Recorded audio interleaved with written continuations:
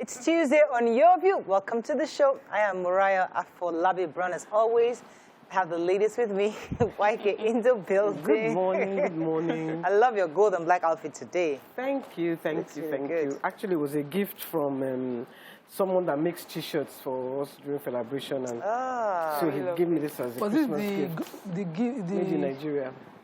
What we like to appease the gods for the last time. No. Yeah. I need to say something before my time is up, because it's quite sad. On Friday night, on the streets of Shrine, a policeman came and shot in the air about 3 or 4 buildings away from the Shrine. There's an eatery there where people converge, and he shot randomly and he killed the person. He killed somebody. Oh my goodness. And he ran away. Oh my Lord. The person died. Everyone ran away and nobody took the body, and the guy died. The parents have buried him. I asked my manager to send me his name, and I don't want it to go unpunished. The guy, his name is Femi. But they know the guy that shoots. The policeman, he comes there and he shoots in the air. When he's drunk, he'll just be shooting. This is what we are saying. Do not let them have guns. Or do not let Nigeria happen to you. This is what they mean. I mean, that's the popular saying now. Do not let Nigeria happen to you. This is Nigeria happening to you. Nigeria is not a bad Young boy, university students, young boy, 21. You've just cut short his life because you are drunk and you are firing in the air because you have the power to do so, because nobody is calculating the arms that you are using. Nobody. Or ensuring that they are taking... Or ensuring that they use these arms diligently, these bullets. CCTV cameras across the road. It's just painful. It's so painful. I read this story. And I didn't want to come on air and not say it, because I don't think that guy's death should go unpunished. Exactly. Yes. I agree with you. Right? I read the story, and the police officer's name was in the paper, on the online blog I read. So they know the guy. The guy that name is can sort this out immediately for us. Except they are not willing to. Oh, so sure. It is make a formal report. Sometimes they don't know. Made the formal. The manager, my manager, I like him. He went and made a formal report. Yes. That day. See, this is what happened. Named everybody. Yes. And They said there is their style when they come into that area to shoot in the air. It's just I'm fine. It's sad. You know, these are many other stories are the things that we've been on. My own area has become a construction site again. So the sacrifices that we have already paid, we thought we'll be enjoying, we'll start to pay for better environments, neighborhood. Mariam, I love the blue and white popping. How are you? Thank you so much. I so really wanted to come. Thank you. You know, I've braided my hair, so Nima has been telling me how beautiful I am. The day you wear wig, she does not give you any compliment, just put her face in front. But I just wanted to complain about electricity. It's gotten worse, and I would like to know, and it would be nice to know why. At least let's even understand why we're spending so much money on petrol. I haven't had electricity in a whole month. Yeah, so I tried to call our contacts there. They're not picking my calls. I think they know my number now. You know my number now. Because last time I called them. Relationship? I thought I called them last time, and they sorted this out the last time. This time, nobody picked my call again. I sent them messages. Beyond them. I don't know what else. Let's drag Otumba the whole month now. You know, I don't want to. Mike, don't go there. I beg. Let's move on. You want to remind her of her princesshood. We pay premium. I didn't say that. Like, no, my God, we have lines. Yeah, you know, I'm not in the STC. If I go to the STC, I have premium. Well, my hair is complaining that you don't have lines. I feel like saying, I don't have lines. You don't remember that time when you were complaining. So you don't pay premium. Anyway. We pay premium. We have lights all the time. I forgot. Today's my kid's birthday. Yes! Thank God. My producer just reminded me now. So my daughter is 10 today, and my little one is 3 years old. Oh, happy birthday. Thank God for their Happy birthday. Just no, there are 2 of them. Two birthdays. Yeah, like Gabriel. You know, and like my mom was there when we gave birth to Elizabeth. You know, she was at the hospital the first day she was. Like, she was the first time we called. When I was in labor, she was there, and she and my husband were the first people to see her when we brought her out. You know, it's just like she really deserves to have been here for her 10th birthday. But hey, listen, life happens to people. All right, guys, let's go on a quick break. When we come back, it's Tuesday. So much happening in Nigeria. Stay with us. We'll be right back.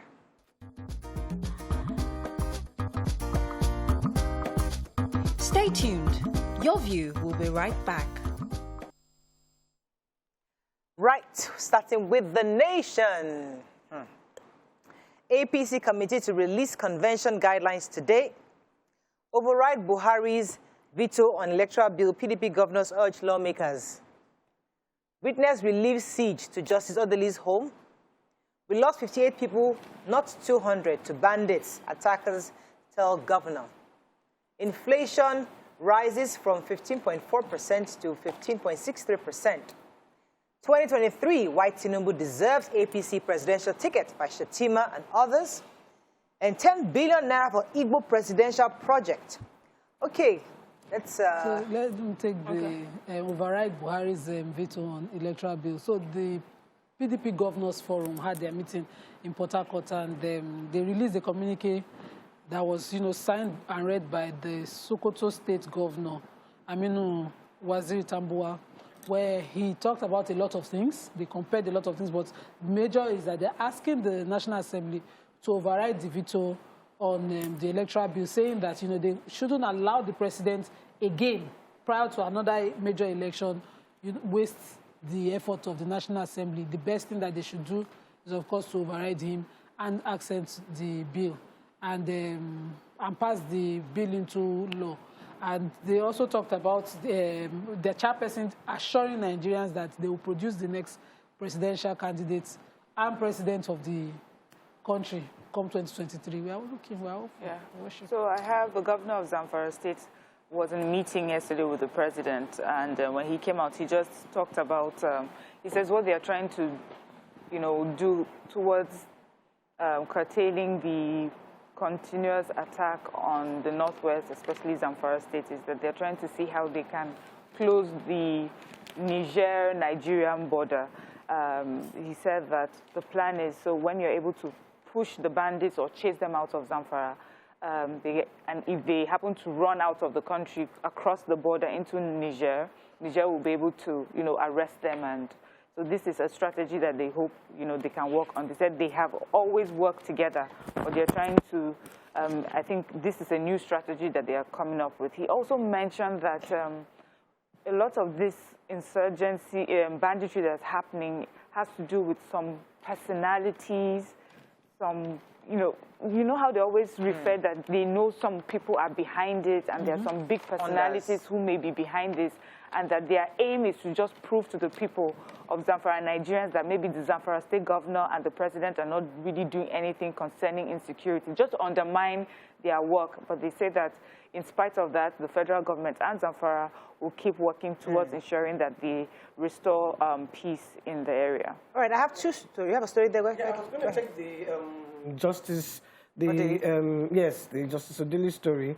The ASP assigned to her, Madaki Chidawa, says when they came, their, their warrants had a different address, which was how he was able to stop them from coming into the place. That's, no, this is the wrong address. They had number 9 when hers is number 7. Then he quickly called her and said, look, this is what is happening. So she made some calls, and that's how they didn't come back again. So he's a prosecution witness. All right, I had two stories in Nation, if I can take them. First is from the former governor of Borno, was alongside other elders, prominent chieftains of the APC, and endorsed the former governor of Lagos, Asiwaju Bola Ahmed Tinubu, saying that the president should compensate him, according to them, for the work he has done in APC and in the ruling party, and for the formation and development of the ruling party. According to Shettima, this should be a payback time. And I'm thinking, you pay back something that belongs to you. You don't pay back something that belongs to the people. But according to him, those who are his critics are doing that out of subjectivity and shortfall in reasoning and logic. And that people should come together and support the former governor of Lagos State as regards the presidency. It is no news that Asiwaju's support is what brought Buhari to presidency. So when they say payback, it's being paid in kind. Give him the 100% support that he gave you. Okay, not for the presidency. No, so thank you for that clarity. The second story I had, there was a 10 billion naira for the Igbo presidential project, which was quite interesting.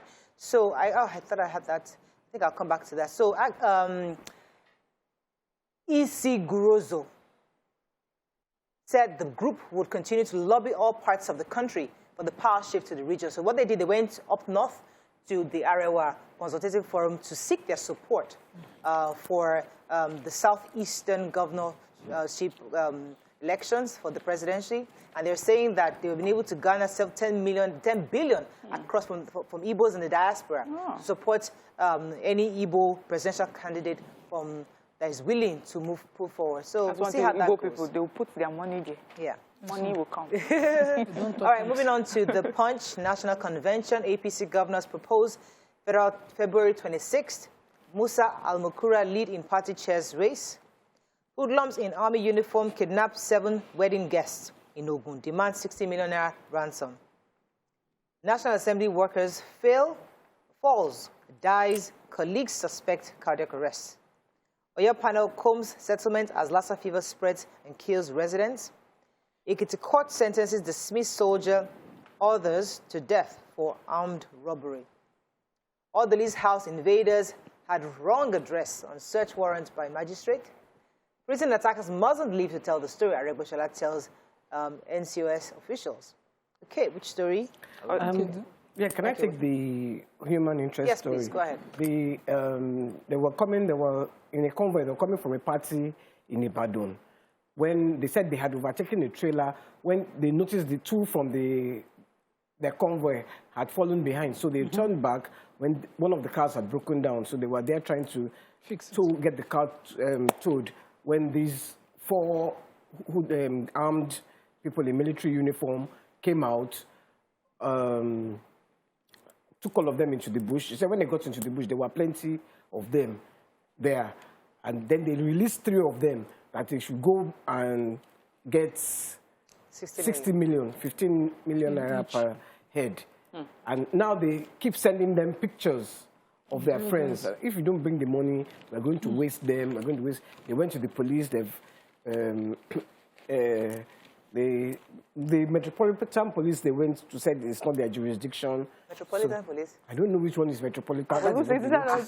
Inside paper. They said they called 911. I wondered. Oh, okay. The same story, they said they called 911, not outside the country. But I think I got that story from to Mr. Tijani. He sent me something similar. I think it's probably the same story. These people were kidnapped. They asked for 60 million naira. Well, this happened over the weekend. And on Sunday. About 6:25 a.m. in that Lagos-Ibadan expressway. So that's it's becoming quite closer notorious. to the other side. No, it's like the second time. Yeah, closer to from Oyo. Yes. So really I was wondering maybe Oyo has a topic. It's a topic we need to focus on because people are complaining about Lagos-Ibadan expressway. In recent times, it's become quite notorious for kidnapping. So let's pick another story. State has set up what they call a surveillance team and treatment system. And this is because of the reported deaths from Lassa fever in the area. The particular areas are, it says, cases of death at Iwajowa local government area of Oyo State. And this was January 12th. And they said the symptoms that most of the people that died had was fever, gastrointestinal symptoms, and some neck swellings. And we know that there had been like a red alert on Lassa fever in the country recently.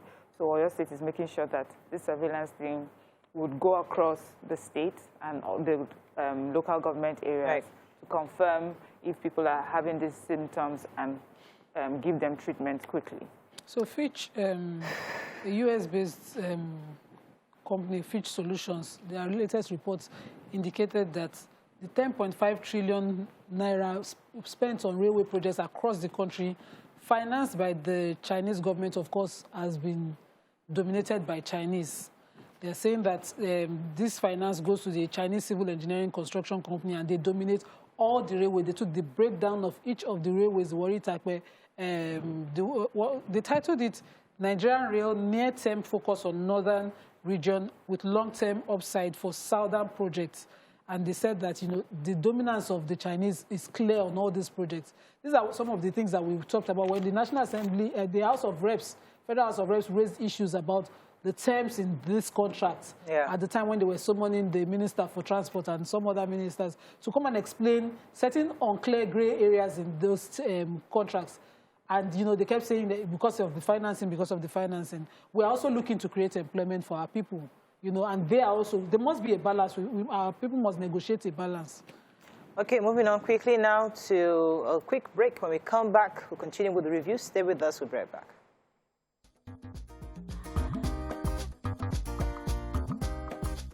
Stay tuned. Your View will be right back.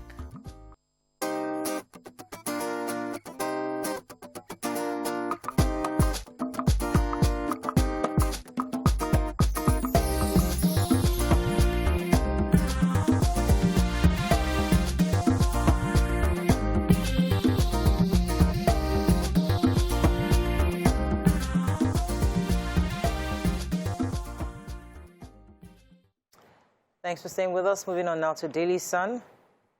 Budget exposes fraud in 2022 budget. Editors take self-scrutiny town hall meeting in Kano. FG files fresh charges against Nnamdi Kanu. FG orders shoot on sight for prison attackers. Nigeria will break if power remains in the north, says MBF. 2023 presidency, I'm not afraid of other aspirants. And PDP governors urge National Assembly to override Buhari's veto on electoral bill. Okay, major headline budget. Major headline. So budget has exposed 460 duplicated projects worth 378.9 billion naira in the recently passed 2022 budget. And at least some of them said they have a 20.8 billion requested by the presidency to construct a 14-bed presidential wing at the existing State House Medical Center. Another 28.72 million requested for the purchase of 2 units of 10 kg washing machine and 6 units of LG television in the State House, Lagos Liaison Office, among others. And according to them, they have 21,108 capital projects in the budget. They also have one of the listed projects for they raised red flag on the Ministry of Environment's allocation of 67.8 million to construct gun armories in Cross River, Kaduna, Borno, and Yobe states. Even though the ministry, of course, is not, you know, a security agency.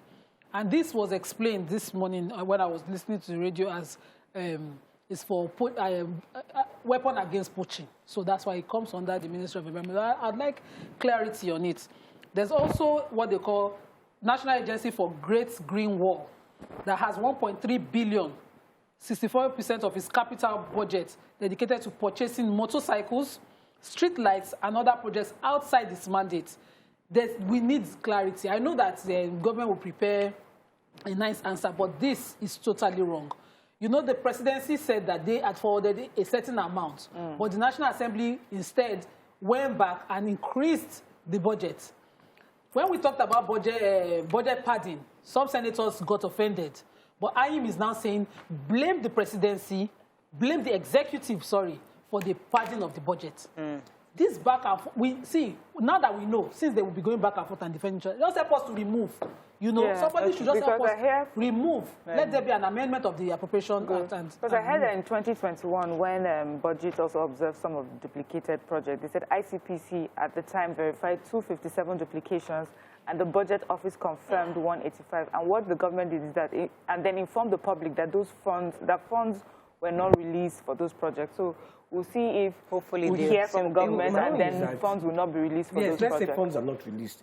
Who is going to answer to this? Yes, somebody because it keeps happening. Yeah. So they need to punish people. That is why things like this within civil service go unpunished.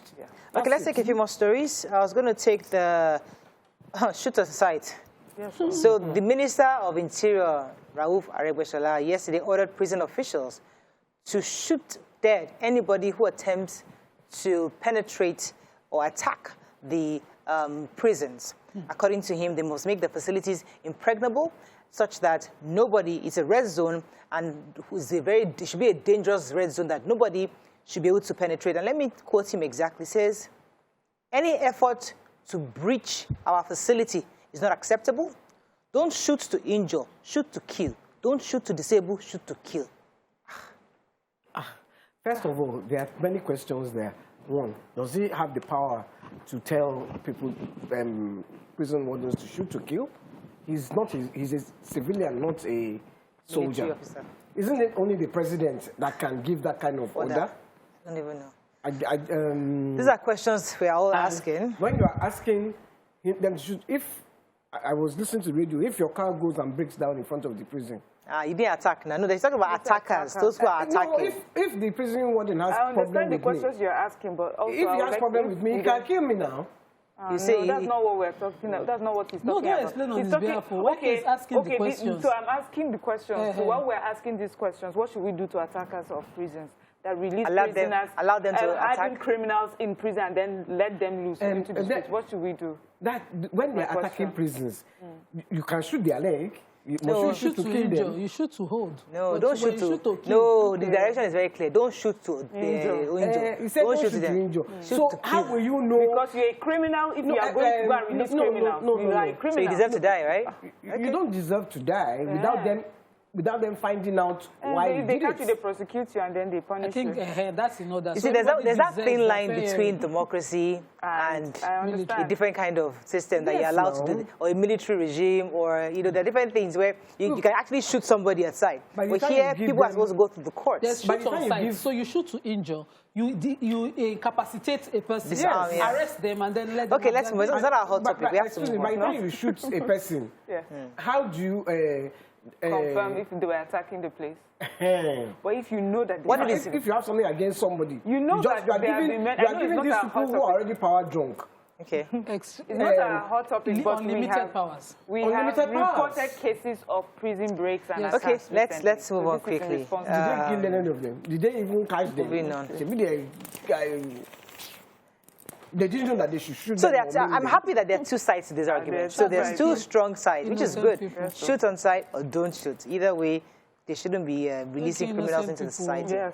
Okay, Daily Trust. Fresh dust over electoral bill as National Assembly resumes today. Pay us 24 million naira or we attack you. Terrorists write 9 Zamfara communities. Inflation rises to 15.63% after 8-month decline. Since home order, gunmen attack traders in Enugu. FG raises charges against Kano from 7 to 15. Okay. Pay us 24 million or we attack you. This is terrorists have given 24 million naira, have placed 24 million naira levies on 9 communities in Bukuyum local government of Zamfara state.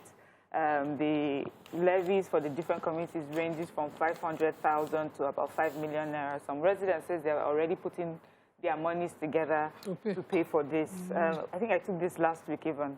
So obviously, we have the response from the government, which is to make sure that this, of course, does not happen. They'll put security in place. And this was one of the conversations that they had with the governor of Zamfara State and the president concerning bandits. The bandits have become so bold, right, that you can even send a letter ahead, meaning that you know when to come and collect or where you should go and take the money. I watched a video. They are just so bold now. I watched a video on Journalist Hangout where the bandits, they are there, you can see that they are bandits with their guns, they are how they dress, collecting money from, they come on their motorbikes, they collect money from and those ones are giving them willingly. Wait, let me save my life. Yeah. So, do you know the wrong message? It's even sending to the young boys who are paying them. And this is such an attractive job to do. It's an attractive job. Yes. So they too will become bandits. I mean, if they do not curb this,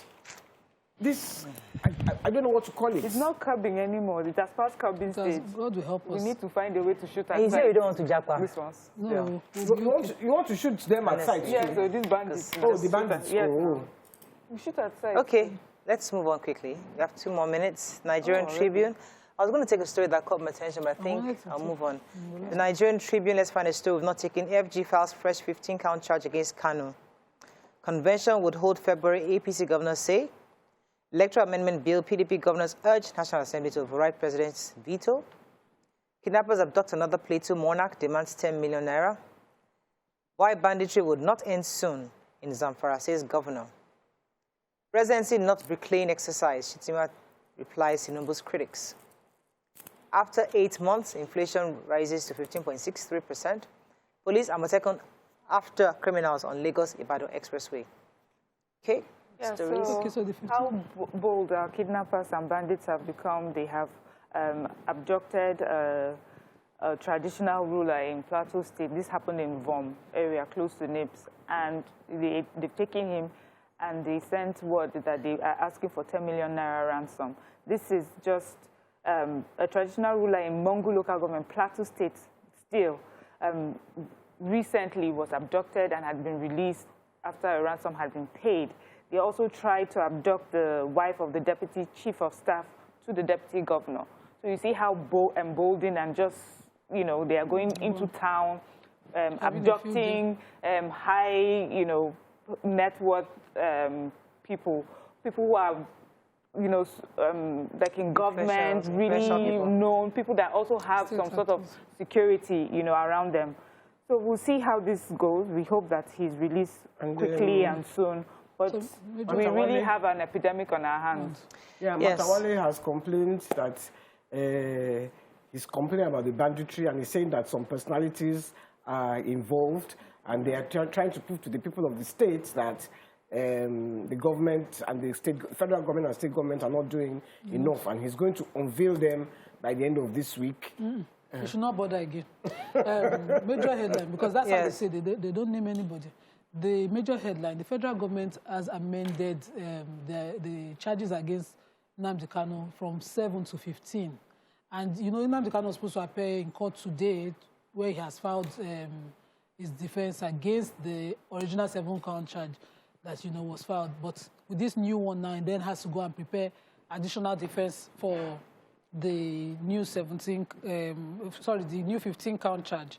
This will, of course, most likely keep him longer. We're hoping that, you know, there'll be a resolution at some point, but this is becoming most impossible now. So as we wrap up now, the Lagos-Ibadan Expressway that we talked about earlier. So I think in the last few weeks now, we've seen quite a bit of kidnapping going on in that axis. So the police PPR, that's the police public relations officer, DSP Abimbola Oyeyemi, said that the command was not resting and they're going to start operations. They've already started operations long before this, but in recent times, they've doubled their efforts to ensure protection so that Nigerians don't get scared by passing that axis going forward. Obviously, they recovered 2 AK-47 rifles from 2 kidnappers that were arrested in recent time, and said that they're going to continue to ensure that safety of that region for people who are traveling past there.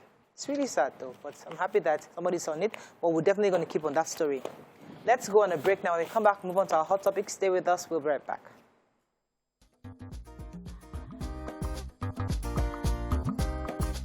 Stay tuned. Your View will be right back.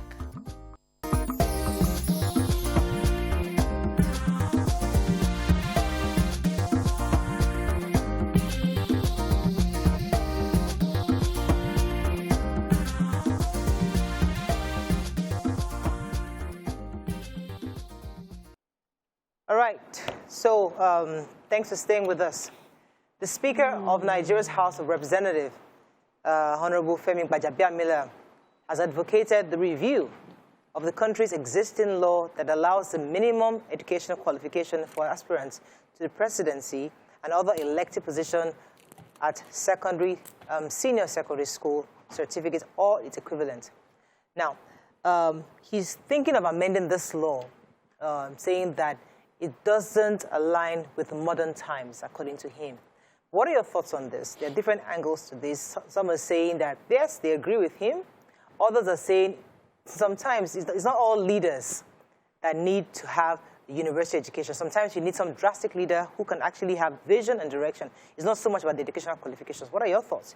You can call us on 081-270-53687, 091-390-76948. You can also send us messages on YouTube and Facebook. We'd like to hear your thoughts.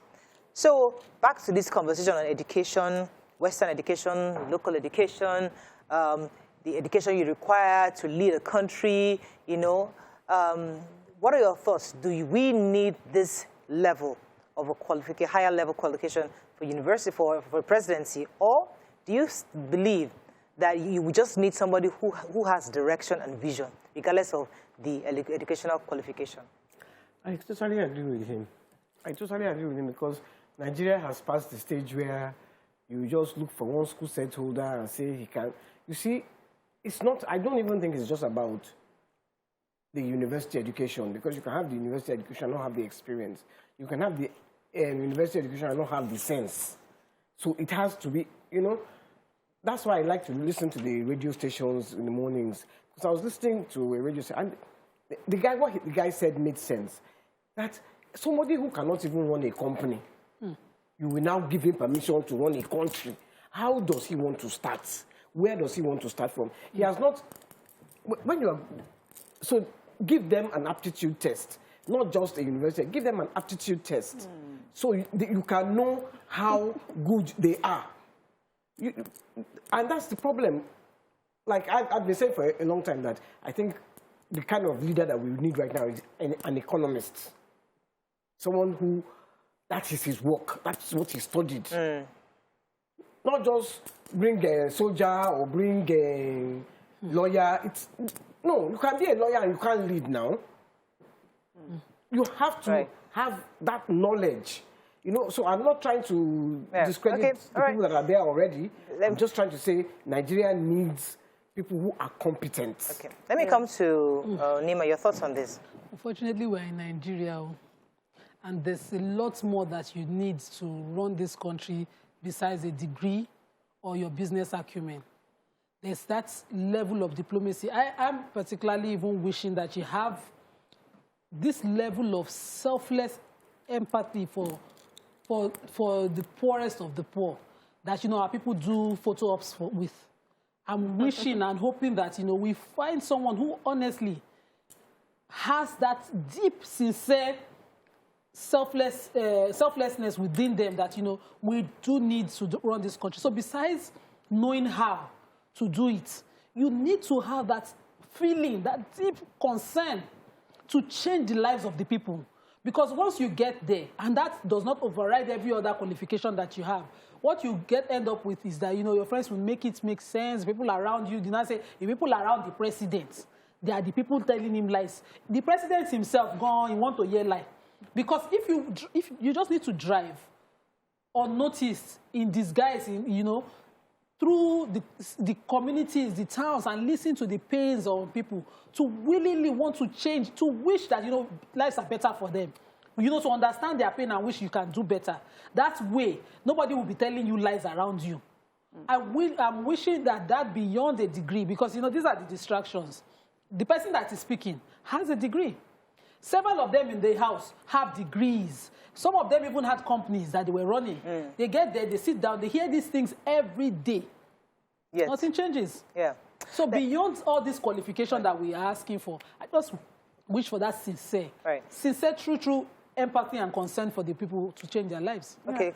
Yeah, I hear you, Nima, and about sincerity and things like that. That's important. And I don't think that the speaker is saying that qualification is above, you know, that. I feel that what would happen is if we have better educated candidates that run for office, you know, there's something that comes with education. We're not just talking just sitting in class and, you know, cramming work. There's something that comes with education where it opens your mind to a lot of things. We're in a, you know, we keep saying we're in a global village. Nigeria is part of, it's part of, you know, the world economy. Everybody is doing something, going somewhere. Children of different countries are inventing things. They are, you know, coming up with solutions and policies that make their different countries better. And we go for meetings, we sit down at round tables with world leaders, you know, so we want someone who can represent us at that level. And unfortunately for us, that local intelligence or not having an education is not the best. Right now, we are sitting down, we're talking with Twitter and negotiating terms. You know, you need someone who is educated and understands to be able to do that. So that is why I agree that when we're talking of the presidency, when we're talking of governorship, when we're talking at that level, the Senate, the federal, you know, we need people who are educated alongside every other thing that you have mentioned. Right. Your empathy is important. Let me try to argue that. I want to argue. I want to agree with that. I just wanted to say to Mariam that, you know, I agree, but it's not just about this Twitter or all this computer. How many of us older people know about what these young people are doing? And that's why we need someone that can carry us along. You'll be saying, I'm calling my daughter. So, Rolary, please, I don't know. All right, but you have a rollery that knows, so this is how I see it. So you have a rollery that knows, and it's helping you carry along. Imagine what someone just like you had to call. Two blind leading the blind. But you see, I've always had this argument that, you see, this statement that we are going to be meeting with the world leaders, or we have this nice, you know, flowery role that we play in this entire global village. I think that's one of our major problems in our country. Because, let me give you an example. I went to a hotel recently, and they had, it wasn't a fantastic hotel. It was just bed, chair, TV, basic, nothing, you know. And myself and my husband were talking. He said, Mariam, this hotel this is the standard our economy can actually accommodate. Okay. All those 5-star hotels, it's beyond. We can't afford it. If we want to be realistic, the level we are as a country, we have no business having those 5-star hotels, because the truth is that our average man cannot afford it. The point I'm trying to make, however, is that I keep saying that the Nigeria we see today should go back to the template of 1930s, of 1940s, of all these Western countries, because we have gone way too far. Is this middle-class exposure that is causing the problem that we're seeing? We need a man with native intelligence. Not necessarily, degree is a good addition. But if he doesn't have a good degree, but he has the vision, like, I mean, America, I was going somewhere, the first 24, out of the first 24 first presidents in America, 11 of them did not have college degrees. Sometimes you think it's about this college degree, but it's more about who has the real vision and drive for this country. So sometimes I mean, as great as it sounds, but I think we should care more about who really truthfully has a native then to understand all the 4 or 5 different major regions of our country and see how we can harness that gift we have for the progress of our country. I agree with, Nima, I agree with you. I agree with you. That is why I said it's not about the education, it's about the aptitude. Have an aptitude test. If you give them, with aptitude, it's not anything about school now. It's the sense. Which sense do you have to run this country? Unfortunately, you know, we have a lot of people to determine. So I wanted to just stay with you now. We see the countries who believe in the dignity of their people. One leader who believes in the dignity of their people. Maybe that person didn't have the degree, but he knows what to look for. He knows that additional education to have to better the lives of his people. In Nigeria, we have a large number of educated people, people that are literate, who have traveled everywhere and wide, and we're still here. They are the ones in the corridors of power making the decisions, but it's about pockets, kickbacks, contracts that, you know, we are still here. We have laws that we have problem enforcing. They shot somebody at the shrine. Is it nothing at the shrine. Sorry. Near the shrine. Near the shrine, okay, sorry. At, what did you call it? 724. 724. But, you know, it's not for the lack of the law to go and arrest the person. Is it the lack of education to know that a life has value, that they did not go and arrest the person? So sometimes the things we need, it's just that, you know, we don't have it in our books. We need to pray it into somebody to truly be that kind of person before we vote. So it's not, see, I hear you all and I agree with you in different ways, but I still think that a good education is very important for someone who is going to lead our country today. As much as, you know, how nice it seems with native intelligence is not illiteracy. Native intelligence is experience. Native intelligence is someone who is, you know, somewhat education traditionally. So if today what we have is people going to school, you know, when we were in school, we used to talk about merits and demerits of things. What is the demerits of a good education? What's the demerit of a president who has a good education? There's no demerit to education. It's an important, you know, it's an important tool, and will help, you know, it will help you when it comes to policy. It will enhance that office. I totally agree. So this is what I'm asking. If this is what I think the speaker is saying. So if we have, when you go for like when you're at a competition, right? everybody can come, that's true. But, okay, let's take a beauty pageant, for example. There are so many beautiful women at the pageant. But then you have people who are asked, they are asked questions, they are asked to show their talents, they are asked to show their skills. So when we are talking of education, we're not saying bring only educated people who have no empathy, bring educated people who have no sense of the politics. We're saying that they understand the politics, they understand all these things that you have brought up, and they're educated on top. So it's the cherry icing on the top. cake. Yes, that's what we're saying. And so you take your traditional intelligence, you take all that your knowledge. Let me go on a break right here. Yes. So you good, but then you pick out the ones that how will you know? Let me go on a break. You will see it from their experience and their antecedents. Yeah. How will you know? Let's go. I just go and cram. Oh, let's go on a break. We'll be right back. What are they about to cut us off? We'll be right back. Stay tuned. Your View will be right back.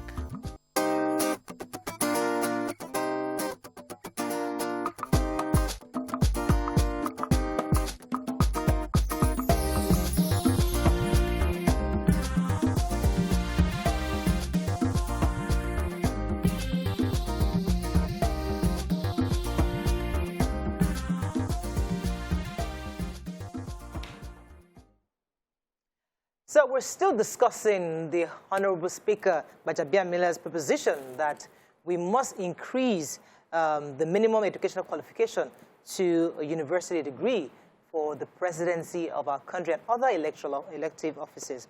And we're discussing the pros and cons of this.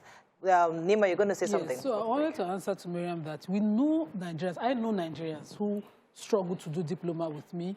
They got their degrees, they're in civil service. You know, it's supposed to set you apart, but you will only get the degree. You know, we are a certification country. Just to get a degree, to say I have this, I have a special kind of degree. It didn't make you different. Because as soon as I had a problem in the parastatal that person called the security agency, let me know, and I called the person, and it was like, the money they will pay, these are not passionate people. This one did not even understand. I lost a wallet, and I said, because I have a friend in this place, you help, guide me on how to go about it. And I was supposed to pay. This is a person who has a degree, who knows by the law that these are free, this is what taxpayers' money go to. Yeah. But, they are Nigerians who are not I don't want us to go with the argument of who education helps, because it will be wrong for us. No. We need to make that, that's not what we're advocating for. Let me clarify. Yes. Education is I'm educated, so extremely important. If not, yes. I won't be spending this much educating my children. But there's that extra that is beyond this distraction that this conversation should be having. We've been talking about, so just move the motion, let's have a degree, but there's the extra that we should be looking at. A person whose pedigree does not show this, whose source of income does not show that, is accountable. We need that extra leader. Someone who can show us the tracing. Integrity. Basically calls it track record. That track record thing has to be extremely important. And we must see that person has that sincere empathy to better the lives of the people in Nigeria, not someone who will make apology. Let me take this call from AB from Enugu. Are you there? Hello, AB. Oh, AB, go ahead. AB. Hello? AB, go ahead, please. You're live. Yes, I am. Good morning. Good morning. Good morning. Okay, contribution. Yes, go ahead. Hello? We can hear you. Please listen to me, not the TV. I my thoughts with Miriam. I think there should be a standard for anyone contesting for presidency in Nigeria. Hello?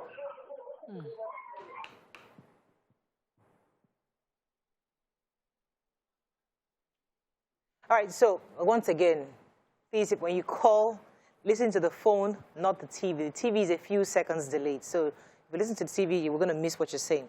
All right, so we all agree that education is important. We're saying that for that role of presidency, because that's what he's saying. I mean, but in fairness, looking at both sides, our current president had that issue coming in. People kept saying, this man doesn't have more than school certificate. But the last one had a PhD. So we had a PhD former president, and we had one that didn't have a school certificate. What's the difference between the administration? There are different things. Some is arguable. Some are saying one was corruption, corruption was rife. The other will say they were insecurity was rife. So you can look at it from different perspectives. But the point is that neither moved the country forward the way Nigerians expect it to be moved forward. So therefore, what does this mean that we need going forward? Should we try somebody that doesn't even have any of these qualifications? The local content that you're talking about is not everything that is foreign that works abroad that you can localize for your people and it work here. Someone who has the local native intelligence to know better, add it to it. We are looking for the extras. These are the distractions. This conversation about it, let's just move forward. You in the house, move the motion. Let's make it a degree already, and then let's start looking for the extra. You go abroad and say this thing is working abroad. You bring it here, and it fails here. How can we localize our solutions here? Policies that will bring... We need that extra. This is a distraction. So when it comes to the business of... Sorry, in his song, one of his songs, Parambulito, that we just parambulate. We will move around in a circle and we will still be in the same place. There was a time that the minister in his time went abroad to go and learn how to carry those beams. Is that what they sent you to go to government to do? What, you know, so what you need, Nima, I totally hear you. I hear you, because if they don't have that intelligence, okay, without the education, nothing. Okay, so let me, this is the Nigeria that I live in. And most of the people that I see that are not educated usually don't do much. Yeah, they don't, you know, they are not running businesses, they are not, they're not opening schools, many of them.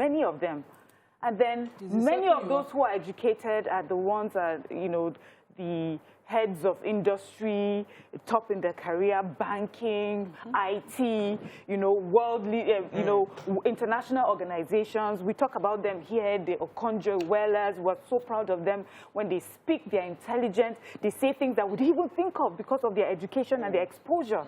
So isn't that what we want for our people, so that these people will carry the others along? The way illiteracy works in Nigeria does not really empower you in such a way that you are doing things. That's what I see.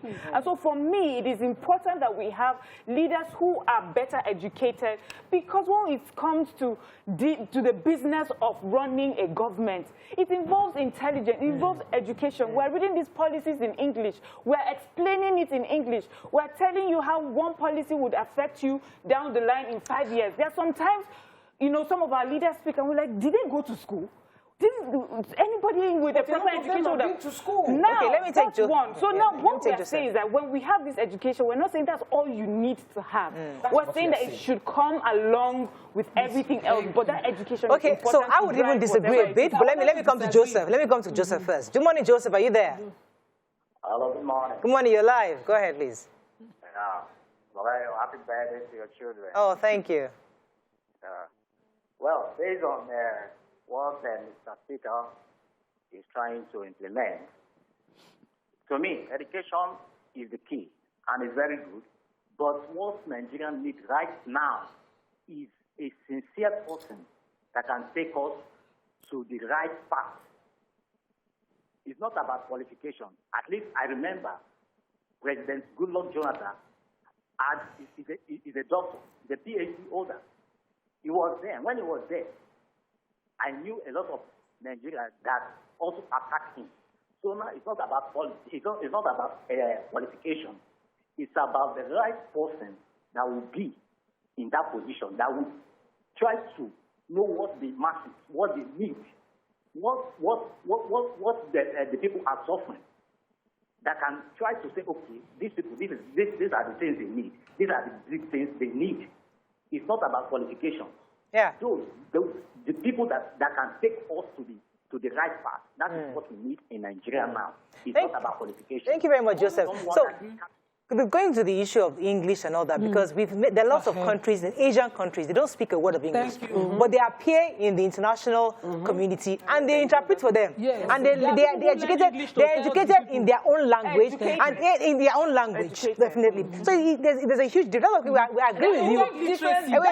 Speaking English, yes. No, let me say this. No, wait now. That they will go internationally and speak English. When we say literacy here, most Nigerians mean how well you can write and speak English, and it is wrong. See, when Mia was talking about those people who can run businesses, I know where Mia, you say, is your circle. The circle where I live, the billionaires that are running the businesses, they don't bother about school. They self-develop. We need someone who has self-drive. Yes. Wait, we need someone who has self-drive, who knows what he wants and how to do what necessary he needs to learn. Not someone who is sitting down after my degree, I get another degree, a second degree, first degree, third degree. You line up degree to qualify to run for an office, but you don't have you don't have empathy to change the lives of the people. Point taken. Let me let Mariam. These people are important. They go about, they negotiate contracts. Who is a millionaire or billionaire or whatever he is. She's very close to the man, and the man no go school. The man has industry. Yes. And he no go school. And you will employ the good people to come and manage. Yes. And he knows how to follow his cover and naira. He's the one that employed the educated people. So I'm making my point. Okay, let me. He knows the importance of educated people in pushing his business. Oh, absolutely. And he has employed them. That is listen. He understands that he did not have. He understands that he did not have. without the educated and probably no. He may have made the money with. There's a level that illiteracy or lack of education could have taken you in the 60s. No, in the 60s, in the 50s, in the 70s. You said I can't make money. No, I did not say you said you can't make money if you're not educated. I did not say that. I didn't say that. See, what you said that. Okay, let me explain myself. Okay, while you're calm, let me calm you down for a second. Right. While you're processing your response, let me take this call. Good morning, are you there? I'm here. Yeah, you're live. Go ahead, please. Yes.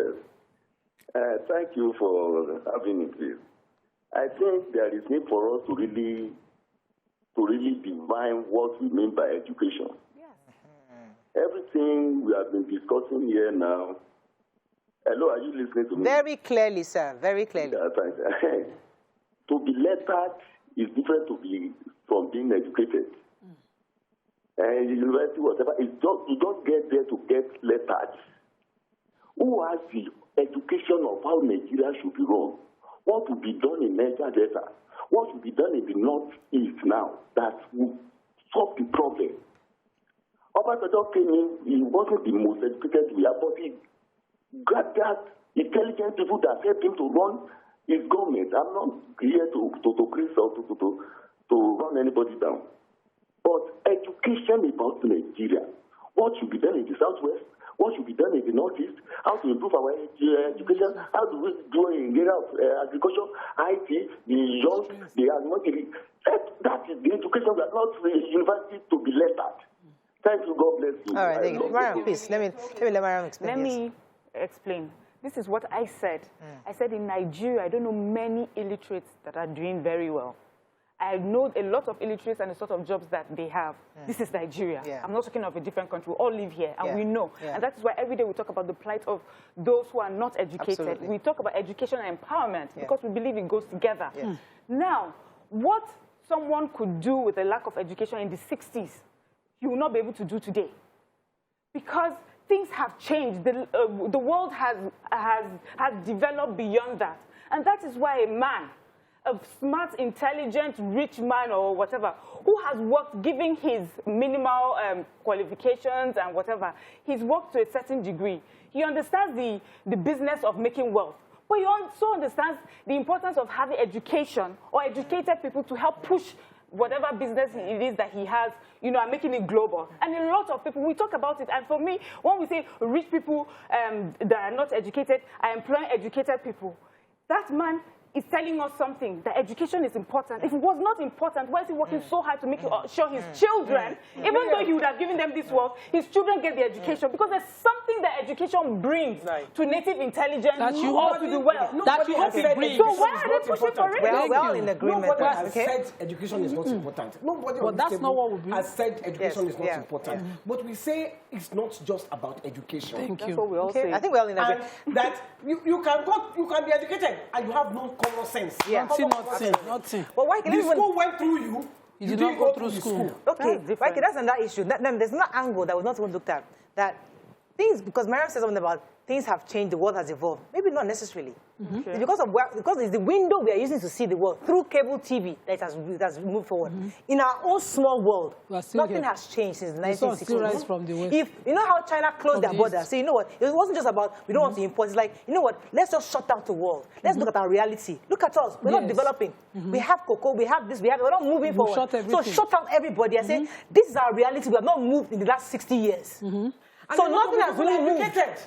So the point is that the world is evolving because they are moving, but we are not moving. That's the reality that I want, just the difference. But let me take this call. Hassan, are you there? We have. Good morning. Good morning, you're live. Let me stop people last. Please, this emphasis on education, yes, we are overemphasizing it. Thank you. In the case of Nigerian leadership, Jonathan was a PhD holder, and Obasanjo also is a degree holder in engineering. And we had many of them from the state government to the federal government, even in the ministry. You see, the most important thing here is to emphasize on the people with resolute to do the necessary. You can be educated and irrational. You can be intelligent and irresponsible. It depends on your priorities. Most of the educated people in Nigeria we have are the slave of affairs. They are not people that are there to use their education positively. The essence of education here is very clear. It's for you as a leader to have a superior argument, not for somebody to misadvise you. As they say generally, that faith moves mountains, but the knowledge moves the mountains to the right place. But the contrary is the case in Nigeria. So the most important here is for us to have people that are rational. Emphasizing on paper qualification will take us nowhere. Good morning. All right, thank you. Let's take a few messages. I just wanted to say something. Is it the school set holder that is padding the this thing? I think it's the educated politicians that are padding the budget.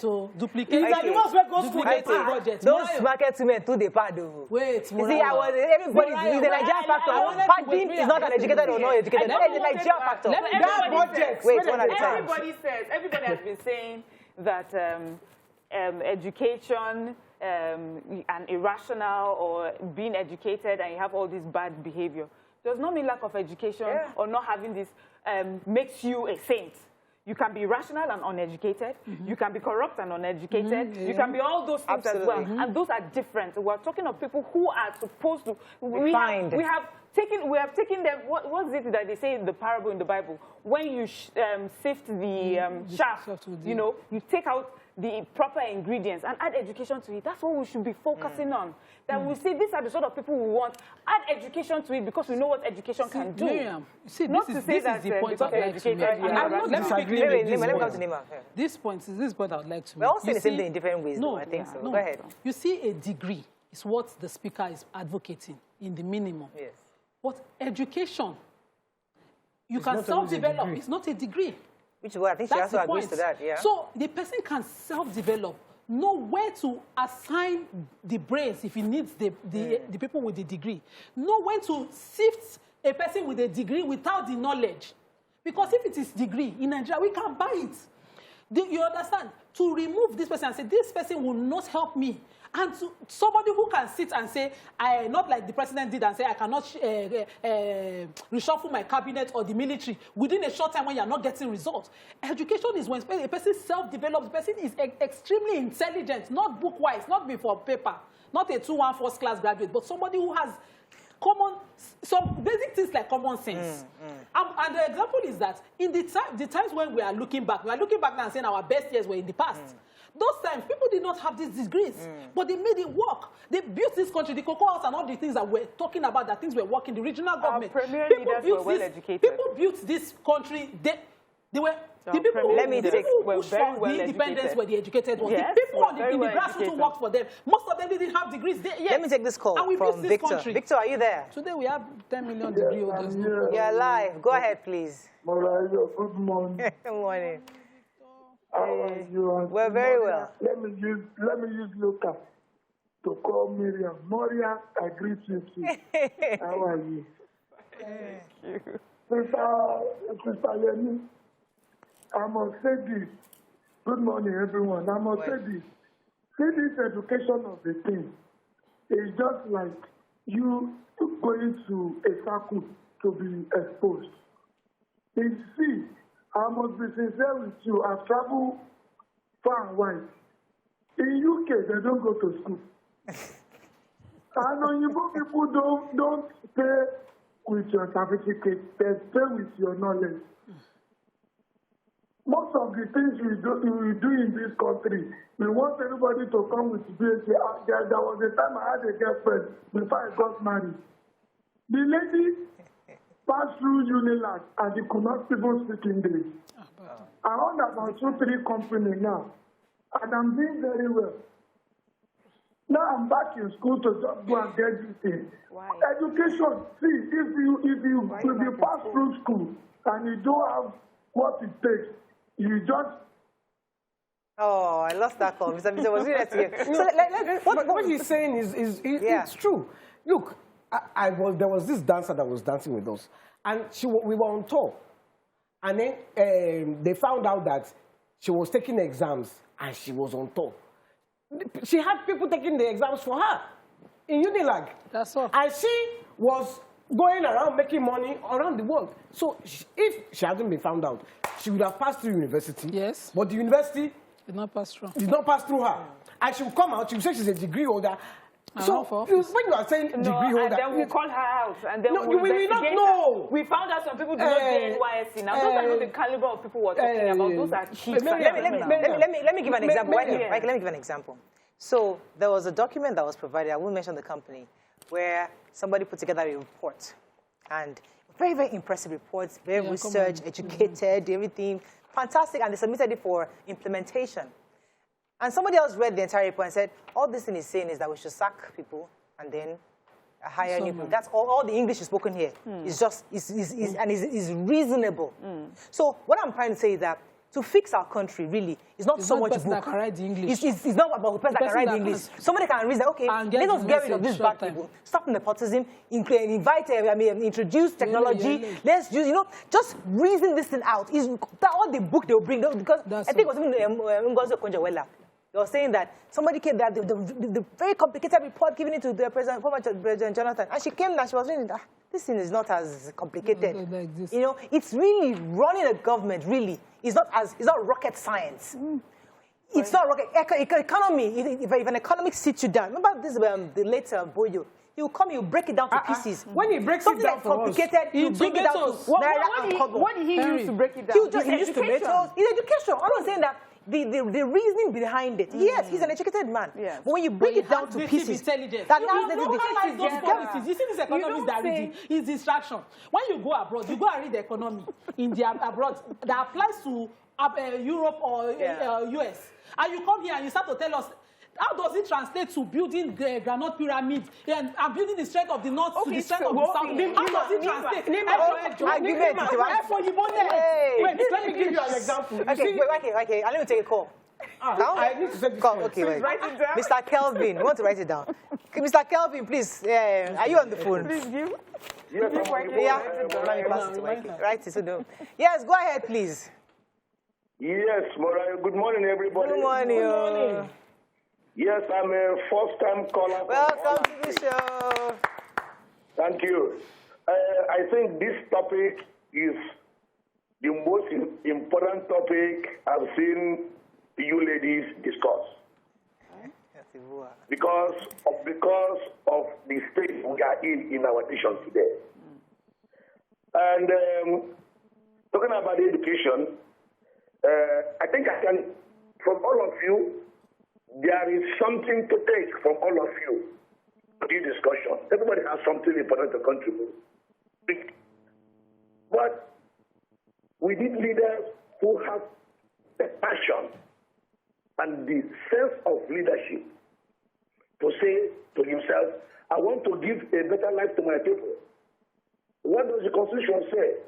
Provide security, welfare for your people. Do you have the passion to do that? Can you stand and say, no, my people are suffering, they need a better life? Education there is an enhancement and a better understanding of the world we are in today, like Miriam was saying. Today, we cannot run a nation without taking into consideration what's happening in the world, the way the world has developed. digitally and otherwise. So education will enhance it, but you must have that for that passion. Thank you very much, Mr. Kelvin.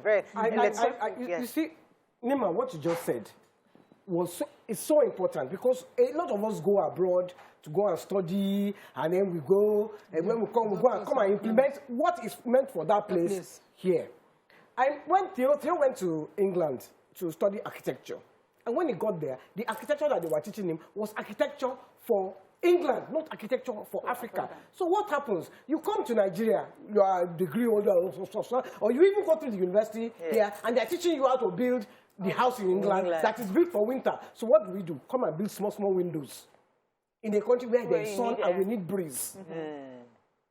You build the international airports. Look at it, you need AC. No window there for you. So we all enter there because AC is not working and we don't have that sense. We're all sweating. That's the education she's talking about.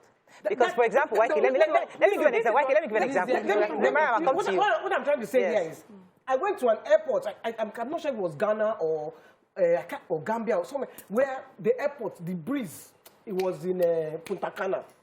The breeze that was blowing, there was no AC. It was built for that society. It was built for that country. We come here and we do. Copy and paste. Copy and paste. We copy and paste. Education. Now let me try to see something from Mariam's perspective, because in my own story, for example, I think I've shared the story of how I worked up the ranks and I became director in TVC, deputy director of programs in TVC, without having the requisite experience within or the requisite qualification in media. So in agreeing with her, leadership or what my experience took me only thus far, to the point where I hit a glass ceiling where I thought, okay, you know what, Mariam, I need better knowledge. So it was after I met my CEO, the current CEO, and I realized that there are a lot of things he knew that I did not know. But I said, you know what, let me step back and go back to school, because I can't go past this level. So in agreeing with you, in Mariam, it says that education, lack of education in something can take you only a certain level. Even if you come in as a president, you only get thus far. There's a point where you need education to take you higher. And I think that's where she's coming from. Not disagreeing with the relative intelligence. We're saying that it's an icing on top. It's an addition to what you have. So even though you don't have any degree, if you add it, it helps, it makes it better. So also, you see, when we're talking about localizing this education, localizing our policies, it comes from understanding it. You know, it comes from even having the education to understand how to localize it. So imagine now, we used to have leaders that were bamboozled by those who would come with American and Oyinbo accents. But because they didn't know much, they were carried away. Put an educated man there, and he will take that paper and tell you, this is just saying we're sacking people. Because he understands it. He understands the language that you're speaking. So that is what I want. I want my leader to be able to stand toe-to-toe with anybody, no matter the accents that you have, no matter the education or wherever you're coming from. And then take whatever policies you have and localize it, because you have the best of two worlds. You have the Western education and you have the local Wait, let me take this call. Emmanuel's holding for a while. I'll come to you, Nima. Emmanuel, are you there? I'm here. You're live. Go ahead. I'm sorry for keeping you. Go ahead. I like the topic. Thank you. Good morning, ladies. Morning. Good morning. Okay, now, I like to do most of my thinking to answer to questions. Now, the answer in Nigeria's issue now is, first of all, security, food, development, infrastructure. And most of these things have to do with policies and the constitution. The level of education of some of these our ministers already shows that you don't even need ministers to rule this country. A few times that the president did not appoint ministers, the country was running. Look at the civil servants in federal civil service. They have not been working for a couple of years, 1 year plus. They were PPS salary, and the country was running. But the policies that policymakers bring to your table as the president, if you read and you cannot assimilate it, for it to look workable, without a certain level of education, you cannot understand everything about development has to do with one, constitution, policy, that will now translate into what is on. Oh, I didn't hear Emmanuel well, but I think he opened the can of worms. Because it seems there are some things that passes through our president that he doesn't have full understanding. He doesn't understand. There are some things he doesn't understand. That's what she's saying. That Uncle, if he had a certain degree or level of education. No, there's something that goes through our president. Let me say, he doesn't have a clue. This is what me I'm saying, and I will quickly use that example. Don't mark me in an exam with the common law examples of Britain as saying this is how I can certify you a qualified lawyer. Because we are taking law when we're colonized by Britain.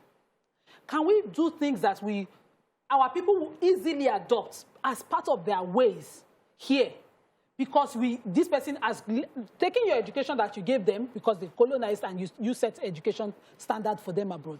But come here and say, I want to think like an African, like Wole Soyinka. That's how he got his laureate, Nobel laureate. And the example I wanted to give is that the president, whether educated or not, just had to see 400 farmers killed up north in their farms and say, no, this must stop. What is the perimeter measurement of our borderline? Echo fence. With intelligence. Simple. This one, you need intelligence. I mean, with native intelligence. No, we're talking of military strategy. The Benin Empire that faced the colonialists. How many Western education did they have before they built their fences? You know how that story ended. We were colonized anyway. Eventually. Oh, okay. So with what? With what? We still lost. Oh, that's the loss. So the education made us go. Guns came from the Miriam. And now we're learning that education. I can't hear anybody anymore. Sorry, I can't hear anybody. Okay. We need people whose blood will bleed. When they see the dignity of a Nigerian taken away, not by the number of education degree they have, people who will say, I don't know how, but this thing must be done, and this is what I want solved. Not people who will say, no, I went to Britain, I went to Cambridge. No, don't say that. Colonial mentality, 9 plenty pass for the education people we are talking about. No, but that's the truth. I said I disagreed with you earlier. When you made that example, you had a degree. And the number of years you have spent here, according to my own lecturers from school, it's enough for you to get a master's. You didn't have to go get another master's. A master's means that you've spent this number of years working. And in some climes, just the number of experience you showed, they will give you the master's. Without you having to sit through an exam and say, okay, you must pass. Who is marking the exam? Based on what standard exactly are they marking the exams? I was actually the most experienced in my class, actually. 15 years in the industry. But listen, the point I think we're all saying the same thing in different ways. We're all saying the same thing, I agree. But I just have to tell her that, see, Africans were peace-loving people. Yes. That's why they came, and they were violent people. So they came and they colonized us. Because we accepted them. We agreed for them to come in. That is, and then they came in as friends, and then we sold our children. All those words that we sold our children. We sold our children. Did we not sell our children? They stole them. They stole them. No, there's history. I have a family pedigree. In my own family of our children were stolen. They stole. See, that narrative is not mine. Let us call a spade. We sold some of our children to these people. That's the truth. That is in the history books. That's the truth. Which history? Let us not for anybody here. Wait. The history my ancestors told me is different. I have to wrap up. You know what? Let's close this. Can you tell your children? I cannot tell my children. Exactly. So why do you think that your own ancestors could tell their children? Let me take Ayodeji's call. The children were kidnapped. Okay. Why are you there? Do you know? I don't have to be there. Okay, yes, I was there. Let's go. Let me take Ayodeji. Ayodeji, are you there on the phone? Take a break. Hello, Ayodeji, are you there? I'm there. Please, go ahead. You are live. Good morning, everyone. Good morning. Education. Yes. Education is a knowledge that is given firstly. So even if it is SSCE education, institutional education, all you have to do is with what the person can do with what he has. I can't hear you very well. That's how we can improve on what we have. I've seen the presidents today. They say you have the school start, this and that. But we have a military education and so we have different experiences out of the world, in this world. I can't hear Ayodeji very well. I'm sorry. The line is blurry. Let me ask Mariam this final question before we run off. So, Mariam. Can I take tubes? Okay, we'll take a few. So let me take a few before I ask Mariam that question. Okay. Adebayo Olukayode says, we have intelligent people leading our country, but these people were fathered by some heartless persons in power who are off the cameras. That is why the country is experiencing the worst season in history. Corey Williams says, the Nigeria is a very complex state. GJ was a PhD holder, but he lacked the temerity to rule with a firm hand. Yeah. Babatunde Shokoya says, if it is about a degree, our politicians can easily buy that. Yes. He says college and degree is not education, but schooling. You can be educated without going to school. For a TV anchor to say the president does not have a school certificate without properly checking is showing that she's uneducated. All right, let me, as we wrap up this, let me just ask you, so, Mariam, is somebody who has never lived outside the country, speaks only Hausa, for example, and obviously is very passionate about this country, and he has the native intelligence. He's very eloquent in his language, and you can then translate what he's saying. And he has the charisma, and he has shown how the track record of the things he has done, leadership all as well, and he wants to run for office. Are we going to disqualify him because all he has is a school set? That's a really good question, you know, but the only part of this question, which I always, when people say native intelligence, is how do I measure native intelligence? What does it mean? But every other thing that you have said, that shows someone who definitely has, you know, is self-developed to the point that he may be able to lead his people.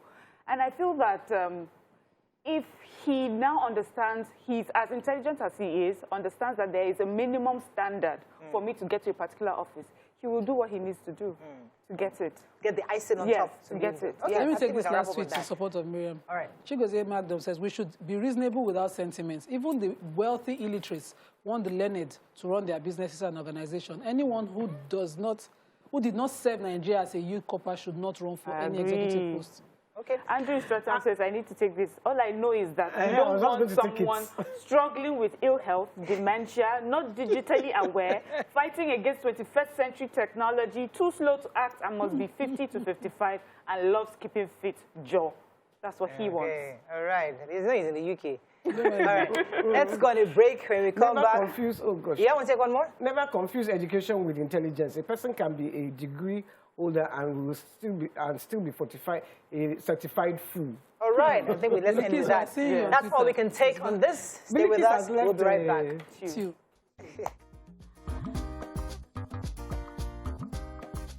Stay tuned. Your View will be right back.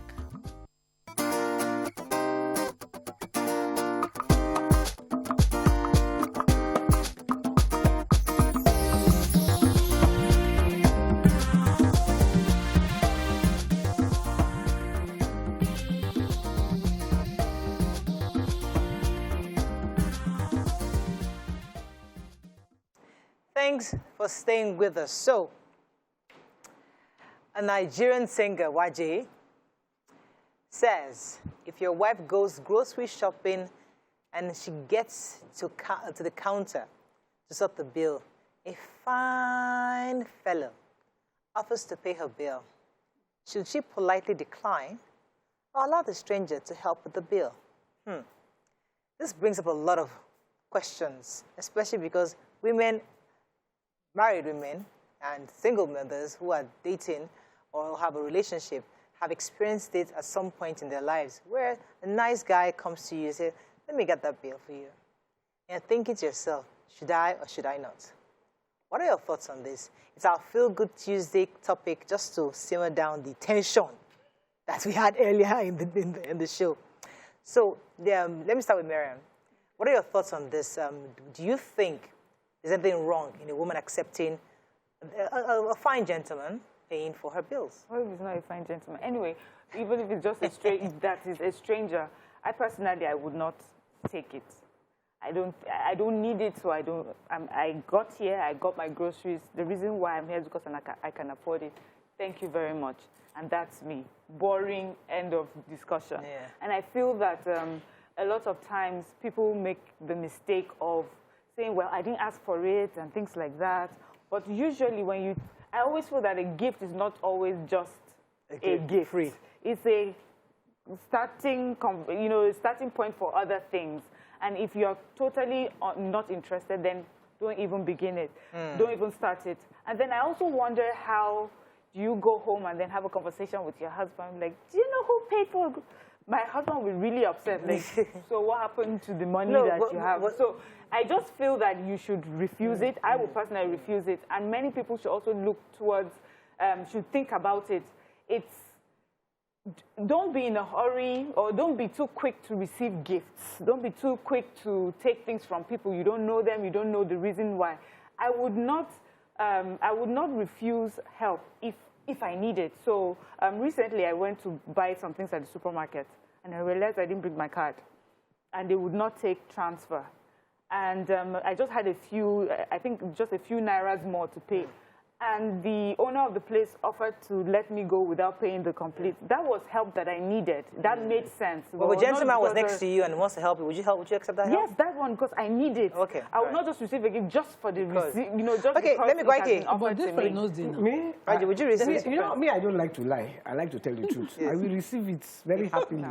Thank you very much. But if it comes with a business card, I will collect the card. I don't have to call him. What why keep? Because the Yoruba says that in Koti or Kinje or keeping room, as if you're going to eat, don't even touch it. So as in, so if you take the card, there's likelihood that there's a point you might be broke. And you now remember one guy gave me card. You call him. Many cards I've taken in my life that I don't even know the owner of the card. I just drop the card. I don't even accept cards, because I always say, it's better you could just give me your number, because I'm going to lose the card anyway. So cards, what I'm saying is, I didn't ask you. Yeah. You come and meet me. I'm Deje inside you. Yes. Deje, and you say you want to pay for me. And I will say no. That's looking a gift horse in the mouth. I don't do it. I can't lie. For Stevie, I can say, yes, I know. You say lie. I'm lying. But I don't lie. It's not about the collection. It's what happens afterwards. Because just like you said, no gift comes for free. YK, this is life. Life happens to people. There'll be a time you are dead broke. If you want to come and spend your money on me, you won't see shit from me. But I will collect it till you are just say this one is a thief. I will go your way. Okay, I didn't beg you to spend it. Let me come to Nima. Nima, do you agree? Why I used to have one Russian when I was younger. The guy, he chased me. Buy me this, buy me that. I will just collect. After about 5 years, he saw that he was not going anywhere. 5 years? He stopped talking to me for about 2 years. I was a thief. He spent all his money. I agree. No conscience. I didn't even have conscience. That's what we are. That's the part where we were talking about. Did I tell you I want to be president of Nigeria? From a good place. Did I tell you I want to be president of Nigeria? I don't have conscience. Let's flip it a bit. You have experienced that where people chased you and everything. There's some people like me that we never had that chase. So suddenly somebody that you've never been chasing, you have no experience of anybody chasing you, buying you anything in your life. That's what took me to Abuja the other time. I had to go and follow because nobody has ever bought me a gift. I was so desperate as a young girl. Nobody's buying me gifts, and I hear that they're giving gifts in Abuja. Now all these lawmakers are in Abuja, so I followed production crew to Abuja, and I almost got in trouble for that. But I'm just saying that for a young girl who you're just married, you're not seeing life, and then somebody pays for your groceries nicely, and you suddenly feel, this guy has plenty of money, and he gives you the card. You hold it, and you're fine. But then 3-5 months later, you hit a rock, and you're thinking, don't guide like this. That's why I say Yoruba says, don't even try it. You shouldn't collect it because you have the resilience not to call. But other people may not. So let's stick to the story. Yes. So you're in a queue in a grocery store. You buy your own groceries, and someone comes from behind and says, I got your bill. I like the way she said, I got you. That kind of thing. That does not sound like Obiajuli enough. Okay. On that queue, that person's just being generous.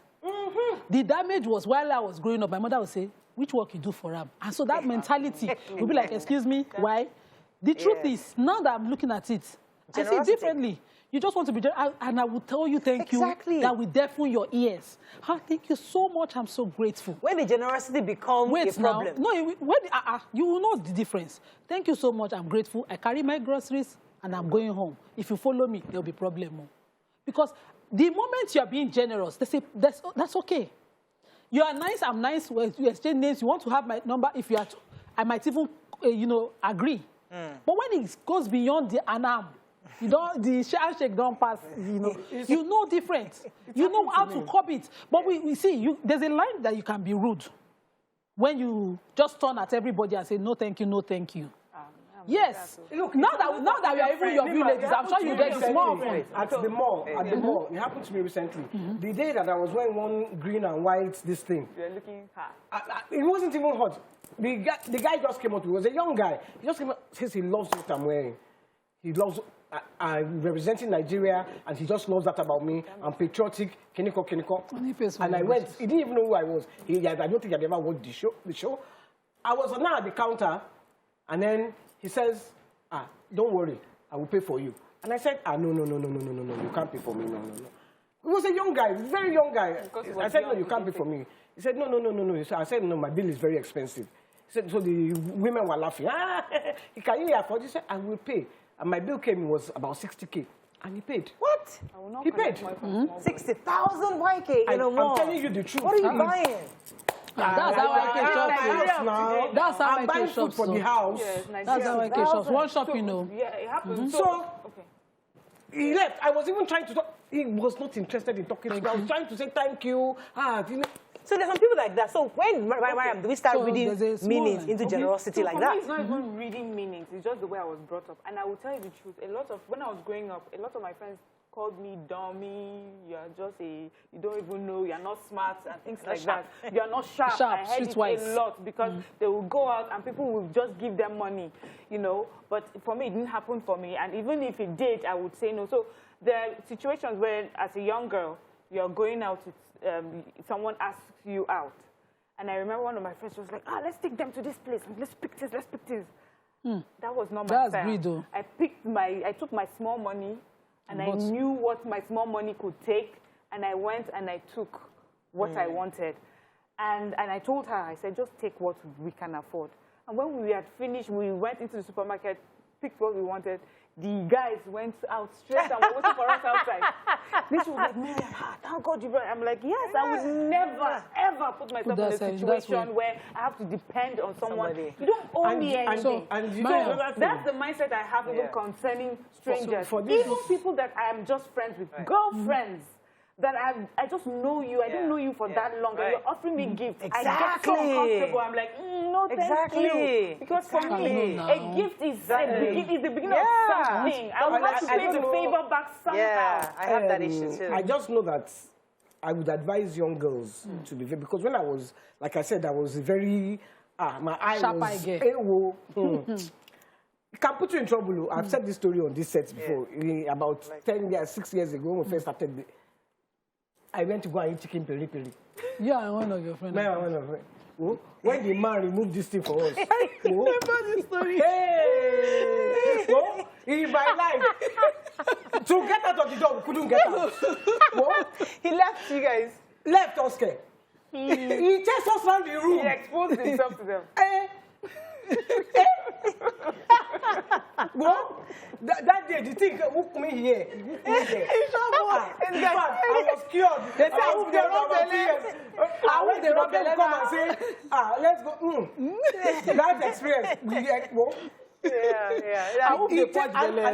Now, I hope purge your belly. So it's basic. What Miriam said is how most of I was raised. But I grew up, I remember, I'll call the name of this man. He was an elder man in my street. And so I would assist him on his way back from maybe shopping or I'll carry his bags. And so one day gave me something. I said, no, sir, no, thank you. He said, come back here. I know your parents. I know how they raised you. But you don't turn back gifts from elders. Go and tell your mother.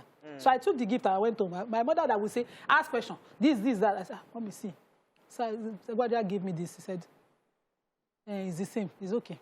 Right. I said, but so because if you were asking me out as a young girl, I'm already suspicious of you. If you give me a gift, I will not take.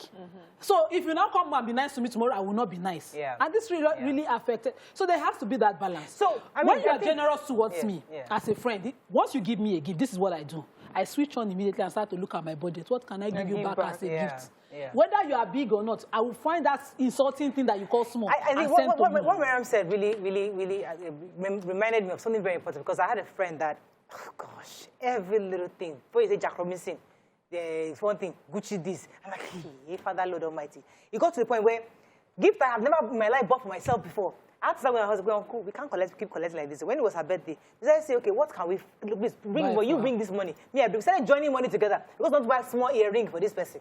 Just something that's value to show that, because I find it difficult accepting gifts from you when we haven't really developed the relationship to the point until I'm very comfortable with you. But I can accept a gift for you. So, but in the situation of the grocery shopper, why are we suddenly reading meanings to plain generosity? Exactly. Especially because you're a woman, maybe a married woman. So a married woman cannot accept gifts from a stranger. Is that what we're saying? I don't even know the name of the guy there, but you see, he just said, he just liked the way I was representing Nigeria, green and white. I was patriotic. And he bought me, and he didn't even ask for my name, nothing. That one is good, but there are some that will ask for your name. After they bribe for you, they will now walk you out. They start saying, so, what's your name again? Can I have your card? This is my card. This is where I work. Don't start a conversation. And because you already collected so you're not able to say no. You want to have respectfully, you respectfully now want to get them out. That's the point.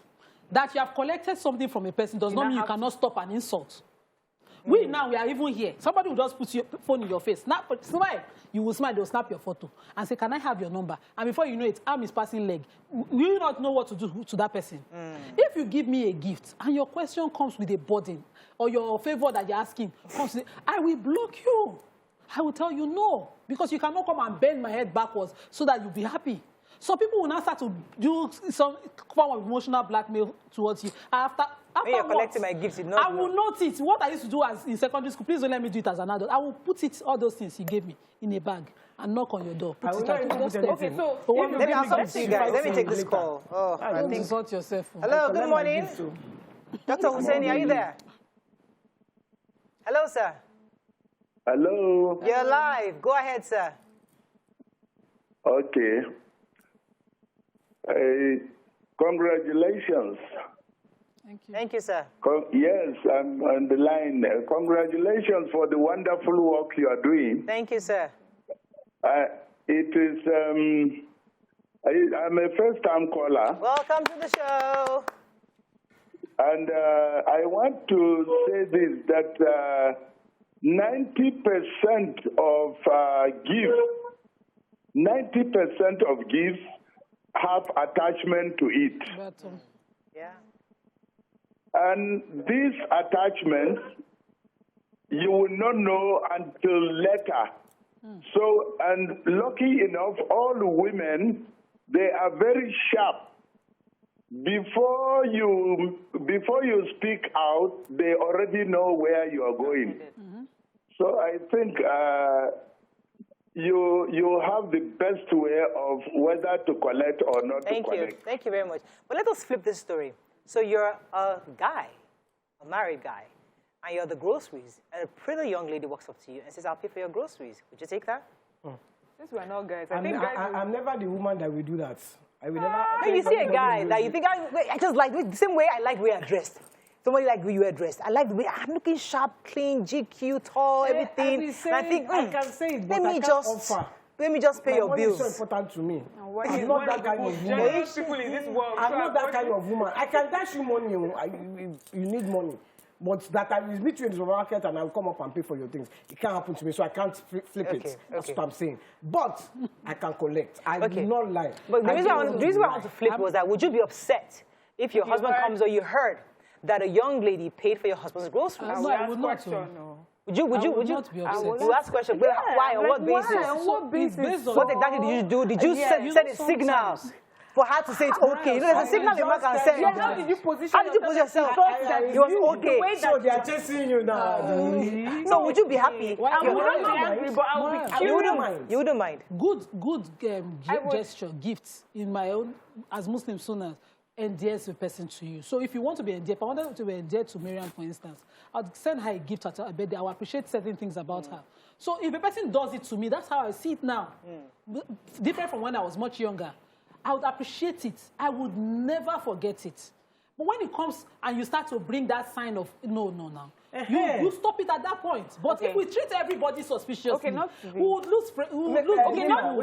not to be too rigid. See, there's some sort of gifts that are, impromptu. Or I'm driving out of the parking lot and I just need 100 naira right now. Someone says, I'll give it. That's fine. I will take it because I can give you 100 naira back maybe 10 times, But the way you flip it, if my husband, the way my husband is as he is today, a young lady decides to pay for his grocery, I'm going to ask him, how did you position yourself that she saw you as you are with all your groceries and she thought that she would pay for it? If he said, oh, you know, I had just, I was looking for change and then she added it, I will get that. But, and just then, for how did you... Why don't mind, why can't you ask the same question? Ask, you know, so then what? You know, why can't you would ask the same question?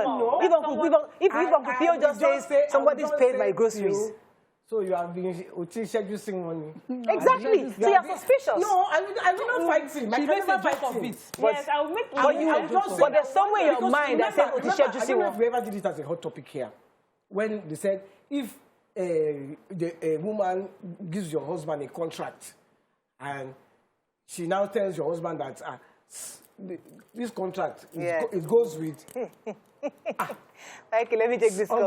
You better do it. Dr. Olushiji, that's a different topic. Don't open that kind of up. Dr. Olushiji, are you there? Last final caller.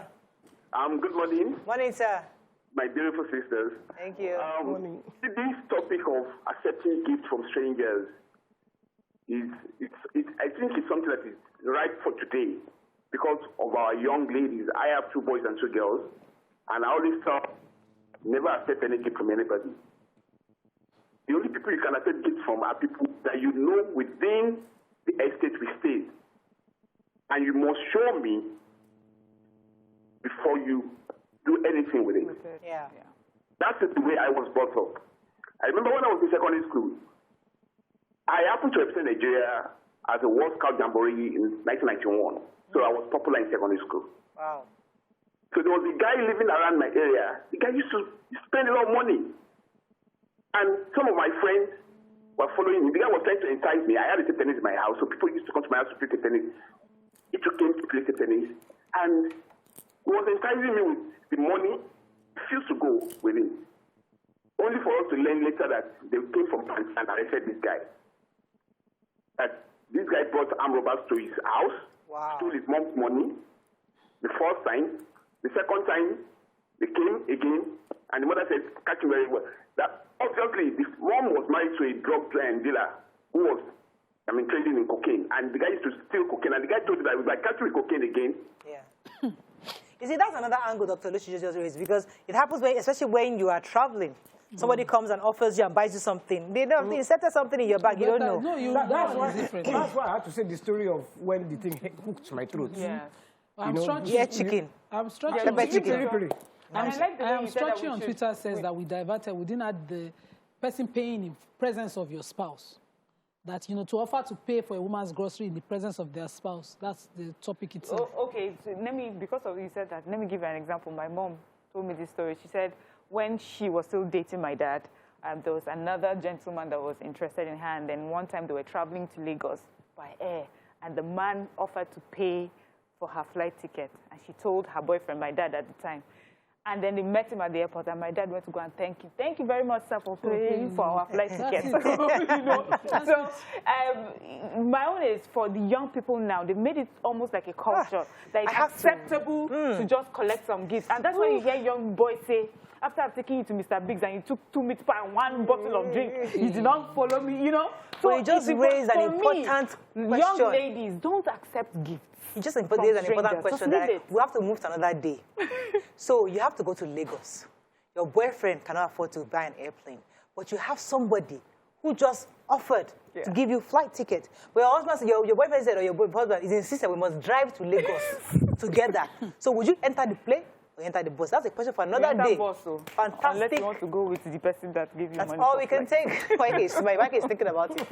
We'll see you tomorrow. Have a great day. Bye for now.